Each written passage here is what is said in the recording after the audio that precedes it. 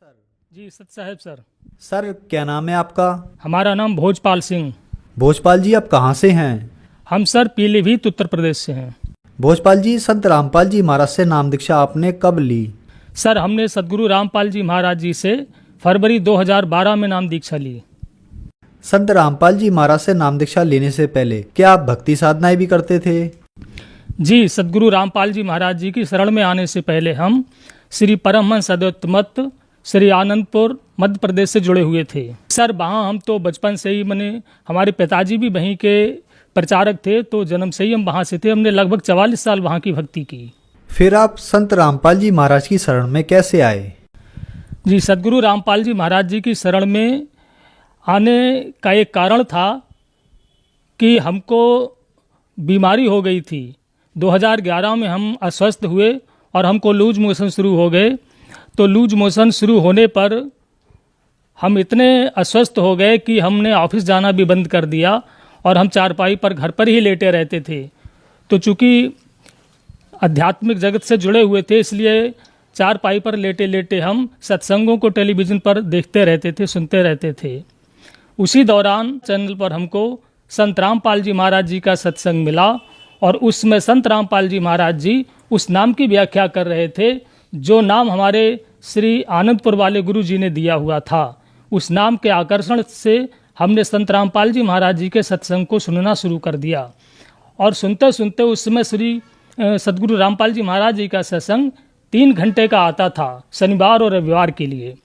तो हमने पूरा सत्संग श्री रामपाल जी महाराज जी का सुना और सुनने के बाद में हमने अपने पिताजी को भी बुलाया जो प्रचारक थे श्री आनंदपुर के, उन्होंने भी सुना। और सुनने के बाद में इतनी जिज्ञासा उत्पन्न हुई हमारे पूरे परिवार के अंदर कि हम लोग अगले दिन सदगुरु रामपाल जी महाराज जी के सत्संग के आने का इंतज़ार करने लगे। जैसे ही अगले दिन गुरु जी का सत्संग शुरू हुआ संत रामपाल जी महाराज जी का, तो पूरा परिवार हमारा आकर के वहाँ बैठ गया। तो संत रामपाल जी महाराज जी के सत्संग के दौरान हमने गुरु जी का जो प्रवचन सुना। संत रामपाल जी महाराज जी ने अपने सत्संग के दौरान बताया कि इस पृथ्वी पर यदि कोई संत है तो मैं ही हूँ और मैं ही कबीर परमात्मा का अवतार भी हूँ। इस बात को सुनकर के पहले तो हमको हैरानी हुई, लेकिन चूंकि हम पहले भी बहुत धार्मिक और आध्यात्मिक पुस्तकों का अध्ययन किए थे और हम अपने को बहुत ज़्यादा अध्ययन किया हुआ भी मानते थे, तो हमने इन सब चीज़ों का वेरिफिकेशन किया और संत रामपाल जी महाराज जी की एक एक बात को सत्य पाया। उसी दौरान हमने भी हमारी श्रद्धा हुई संत रामपाल जी महाराज में और हमने अपने घर बैठे ही संत रामपाल जी महाराज जी से प्रार्थना लगाई कि हे सदगुरु रामपाल जी महाराज, यदि आप पूर्ण संत हैं, पूर्ण परमात्मा कबीर साहब के अवतार हैं, तो आप हमको भी जीवन दान दें। उसके बाद धीरे धीरे बिना किसी डॉक्टर की दवा लिए हुए हमें लाभ होता चला गया और हम इतने स्वस्थ हो गए कि ऑफिस भी जाने लगे। लेकिन उसके बाद हमने अपने जो हमारे पूर्व गुरु थे जो श्री आनंदपुर से जुड़े हुए थे, उनसे जाकर के संत रामपाल जी महाराज जी के ज्ञान की चर्चा की और कुछ सवाल पूछे उनसे। तो उन्होंने हमारे सवालों के जवाब दिए बिना हमको ये कह दिया कि तुम घमंडी हो गए हो, तुमको ऐसे प्रश्न नहीं पूछने चाहिए गुरु से। हमने कहा कोई बात नहीं, लेकिन आप हमें बताइए। उन्होंने हमको कुछ नहीं बताया, तो हमने उनसे परमिशन ली। हमने कहा यदि आप हमको ऐसा ज्ञान नहीं बता पा रहे हैं तो आप हमें आज्ञा दीजिए कि हम दूसरे गुरुजी की शरण में जाएं। तो उन्होंने हमें परमिशन दे दी और हम संत रामपाल जी महाराज जी की शरण में चले गए। सर, संत रामपाल जी महाराज की शरण में जाने के बाद क्या आपको लाभ भी प्राप्त हुए? सर जी, जब मैं 2011 में लूज मोशन से पीड़ित था तो मैंने अपने जनपद पीलीभीत के सभी एलोपैथिक, आयुर्वेदिक और होम्योपैथिक डॉक्टरों से दवा ली और एक दिन नहीं, सबकी दवा मैंने 1-1, 2-2 महीने खा करके देखी, पर मुझे किसी प्रकार का कोई लाभ नहीं हुआ। उसके पश्चात मैं अपने ज़िले को छोड़ करके डॉक्टरों ने हायर सेंटर को रेफ़र किया। मैं बरेली गया। बरेली में भी जो जाने माने गैस्ट्रोलॉजिस्ट थे उनको दिखाया। उन्होंने तमाम प्रकार के टेस्ट कराए, लेकिन किसी टेस्ट से उनको किसी बीमारी का पता नहीं लगा और वो बीमारी को मेरी ठीक भी नहीं कर पाए। उसके बाद उन्होंने मुझे फिर हायर सेंटर लखनऊ के लिए रेफ़र कर दिया। वहाँ जाकर के हमने KGMC में दिखाया। KGMC के डॉक्टरों ने भी मेरी सभी रिपोर्ट्स देखी और उन्होंने फिर नए सिरे से सारी रिपोर्टें कराईं उन रिपोर्टों को कराने के बाद भी उन्होंने कोई निर्णय नहीं लिया और वो अपने अंदाज से ही मुझको दवा देते रहे, लेकिन उनकी किसी भी दवा से मुझको कोई लाभ नहीं हुआ। ऐसे में अंत में रोज़ पल पल में मर रहा था, मेरा शरीर कम हो रहा था और हमारा पूरा परिवार ने इस बात को मान लिया था कि जब किसी डॉक्टर की कोई औषधि लाभ नहीं कर रही है तो ऐसे में तो अब एक ना एक दिन अति शीघ्र मरना ही है। तो हमने अपने परिवार में, उसमें हमारे पिताजी जिंदा थे, हमारी पत्नी, पिता और हमारे बच्चे, सबने इकट्ठे बैठ करके इस बात को मतलब एक प्रस्ताव पारित किया कि भाई मेरे मरने के बाद में नौकरी कौन सा बेटा लेगा और फंड कौन लेगा और ज़मीन है वो कौन लेगा। ये यहाँ तक सारी बातें हो गई थी क्योंकि जीवन की कोई उम्मीद नहीं रही थी। ऐसे में संत रामपाल जी महाराज जी का टीवी पर सत्संग एक उम्मीद की किरण लेकर के आया और वहाँ संत रामपाल जी महाराज जी का हमने सत्संग सुना। उसके बाद में हमने SMS करके ज्ञान गंगा पुस्तक को मंगाया, उस पुस्तक का अध्ययन किया और हमने अपने घर से ही बिना संत रामपाल जी महाराज जी से नाम दीक्षा लिए हुए, बिना आश्रम पर गए हुए प्रार्थना लगाई कि हे महाराज, सदगुरु रामपाल जी महाराज, आप पूर्ण संत हैं, पूर्ण परमात्मा के अवतार हैं, आप हमको जीवन दान बख्शें। बिना नाम दान लिए ही हमें सदगुरु रामपाल जी महाराज जी की दया से स्वास्थ्य लाभ होने लगा और धीरे धीरे जब हम 10-15 दिन में कुछ खाने पीने लगे, चलने लगे, ऑफिस जाने लगे, तब हमारे अंदर एक कीड़ा उत्पन्न हुआ। हमने और हमारे पिताजी ने, दोनों लोगों ने इस बात को सोचा कि ये संत रामपाल जी महाराज जी जो कह रहे हैं ये कहाँ तक सत्य है और कितना सत्य है। फिर हमने शास्त्रों को मिलाया, अध्ययन किया और अंत में ये पाया कि ये बिल्कुल ठीक कह रहे हैं। तब हम और हमारा पूरा परिवार आश्रम के लिए पीलीभीत से रवाना हुए।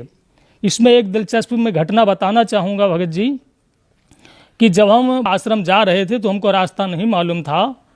हम दोपहर के बाद अपनी पीलीभीत से चले थे तो रात के लगभग 2-2:30 बजे हम जींद में पहुँचे।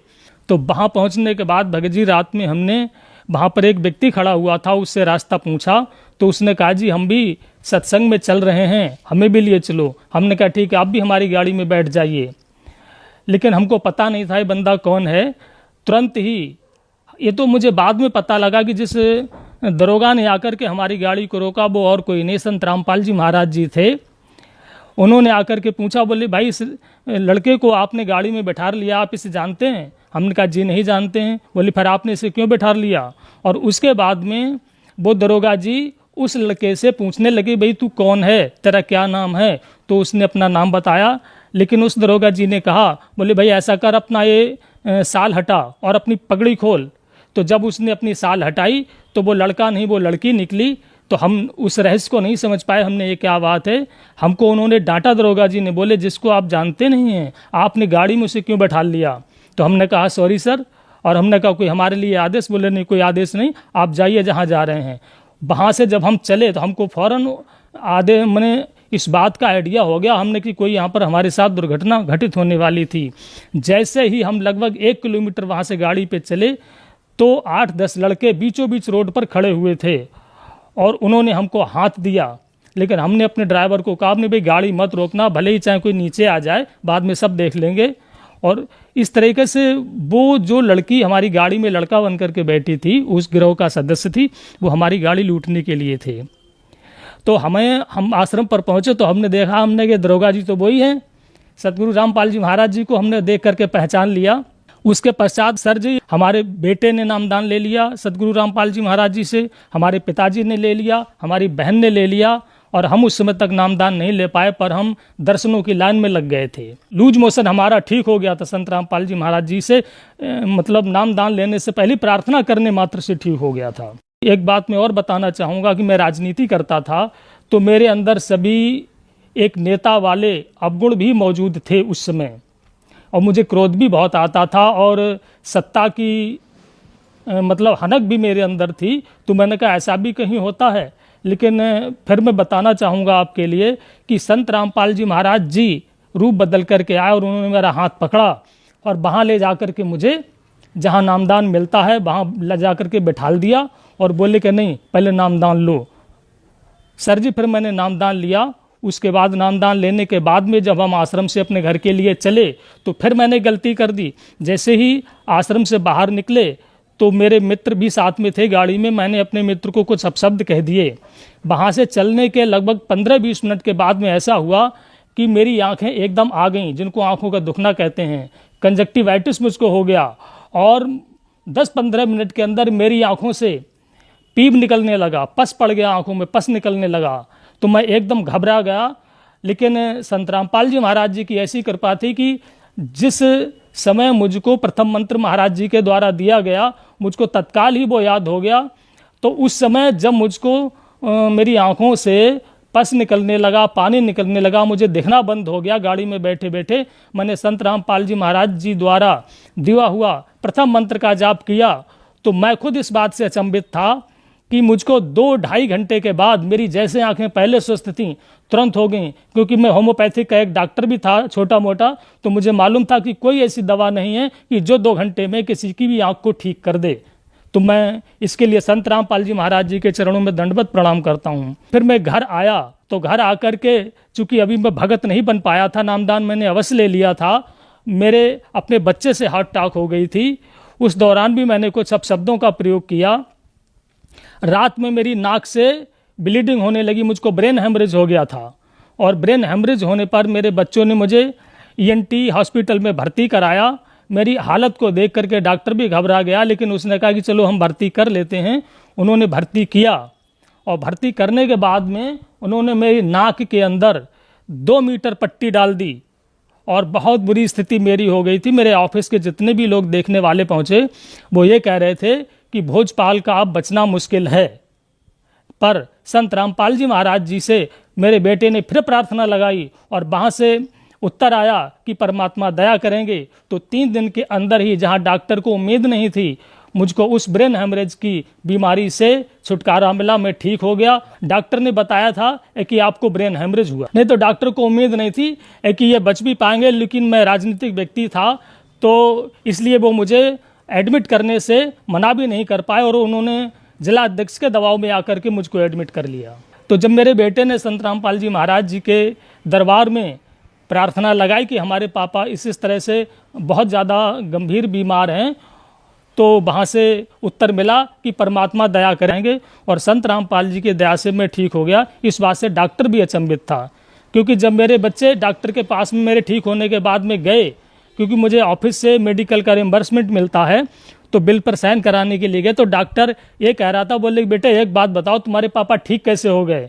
हमने तो सोचा था कि अब ये ऐसे ही चले जाएंगे, और हम तो केवल कुछ नहीं, एक ड्रिप चढ़ा दिए और उनको 1-2 गोली पैरासीटामॉल वगैरह की ऐसी देते रहे। बोले हमें मालूम था कि बचना नहीं है, लेकिन आप लोगों के दबाव में हमने ऐसा उनको एडमिट कर लिया, लेकिन वो ठीक हो गए। तो हमारे बच्चे इनका बोले तो बंदी छोड़, सतगुरु रामपाल जी महाराज की दया है डॉक्टर साहब, आप नहीं समझ पाओगे जी। और एक लाभ मैं और बताना चाहूँगा कि मेरे पिताजी जो श्री आनंदपुर मतलब श्री परमहंस अद्वैत मत ट्रस्ट के प्रचारक भी थे। मैं अपने पिताजी से कहता था कि भाई पिताजी आप एक बात बताओ, आप इतने बड़े भक्त हो कि आपके बिना वहाँ का कोई सत्संग नहीं होता है, लेकिन आप जब वहाँ सत्संग सुना कर बाहर निकलते हो तो बीड़ी ज़रूर पीते हो। तो मेरे पिताजी ने कहा कि बोले हाँ ये तो अवगुण है मेरे अंदर। मैंने कहा फिर आप छोड़ते क्यों नहीं हो? उसमें हम वहीं जुड़े हुए थे श्री आनंदपुर जी के गुरु जी से। तो उन्होंने कहा कि छोड़ने की तो मैं बहुत कोशिश किया हूँ, कई बार छोड़ा भी है, लेकिन मैं फिर से शुरू कर देता हूँ। तो मैंने कहा कि फिर ऐसे कुछ नहीं होगा। लेकिन मुझे भी इस बात का ताज्जुब है कि जब मेरे पिताजी संत रामपाल जी महाराज जी की शरण में आए तो उन्होंने बिना कहे और एक ही बार में बीड़ी छोड़ दी, और उसके बाद फिर उन्होंने कभी बीड़ी को हाथ से तक नहीं छुआ। सर, संत रामपाल जी महाराज से नाम दीक्षा लेने के बाद आपको बहुत सारे लाभ प्राप्त हुए। आप और आपके पिताजी तो परमहंस जी से बहुत सालों से जुड़े रहे और प्रचारक भी रहे, लेकिन इसके बावजूद उनका नशा नहीं छूट पाया। और संत रामपाल जी महाराज से नाम दीक्षा लेने के बाद आप लोगों का नशा छूट गया। तो सर, संत रामपाल जी महाराज के पास ऐसी क्या दवाई भक्ति है जो इतने सालों का नशा संत रामपाल जी महाराज से जुड़ने के बाद एकदम से छूट जाता है? सर जी, सतगुरु रामपाल जी महाराज जी के पास में जो सबसे बड़ी दवाई है वो है सतनाम। वो सतनाम संत रामपाल जी महाराज जी का दिया हुआ ऐसा है जिससे कोई भी नशा हो, कोई भी बीमारी हो, कोई भी व्यसन हो, कोई भी बेकार हो, क्योंकि इस बात से मैं भी बड़ा हैरत अंगेज हूँ कि मैं भी वहाँ पर जुड़ा हुआ था श्री आनंदपुर से, और मैं राजनीति भी करता था, और एक नेता वाले सभी मेरे अंदर अवगुण थे, मैं इस बात को स्वीकार करता हूँ, और घमंड तो मेरा सातवें आसमान पर था। श्री आनंदपुर वाले गुरुजी ने कहा था कि जो आप पैसा पैदा कर रहे हो राजनीति में, उसको आप दान भी करते रहिए और कोई बात नहीं। लेकिन जब मैं सदगुरु रामपाल जी महाराज जी की शरण में आया तो रामपाल जी महाराज जी ने सीधे कह दिया, बोले बेटे एक काम करो, या राजनीति करो या भक्ति करो। तो मुझे तो जीवन दान चाहिए था, मोक्ष चाहिए था, चूँकि पहले से ही आध्यात्मिक था। तो मैंने तो संत रामपाल जी महाराज जी की बात को स्वीकार कर लिया, राजनीति छोड़ दी और मैं सीधे सीधे भक्ति में आ गया। सर, जो दर्शक आज आपको देख रहे हैं, आप उनके लिए क्या संदेश देना चाहेंगे? सर जी, जो भी दर्शक आज मुझको देख रहे हैं, उनको संदेश नहीं, संदेश तो परमात्मा देते हैं। दास इस बात की प्रार्थना करना चाहेगा। देखिए, पहले भी मैं गुरुजी की शरण में था, लेकिन श्री आनंदपुर वाले गुरुजी ने ये नहीं बता पाया कि परमात्मा कौन है।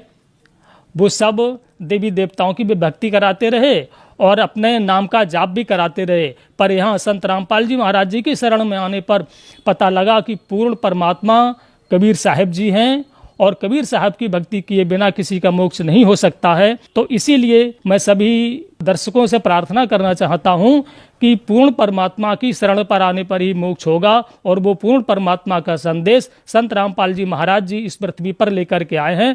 यदि परमात्मा चाहिए, मोक्ष चाहिए, आवागमन से मुक्ति चाहिए, तो ये कहीं नहीं मिल पाएगा, क्योंकि मैंने बहुत ढेर सारे संतों से वार्ता करी है और उनके इंटरव्यूज लिए, उनसे डिस्कस किया है, ज्ञान चर्चा की है, पर ऐसा ज्ञान मुझको कहीं नहीं मिल पाया जो यहाँ मुझको मिला है। तो संत रामपाल जी महाराज जी की शरण में जो मिला है, आश्रम पर मिला है, इसलिए आप अपने जीवन को सफल बनाने के लिए सदगुरु रामपाल जी महाराज जी की शरण में आएँ। सर, संत रामपाल जी महाराज की शरण में कैसे आ सकते हैं?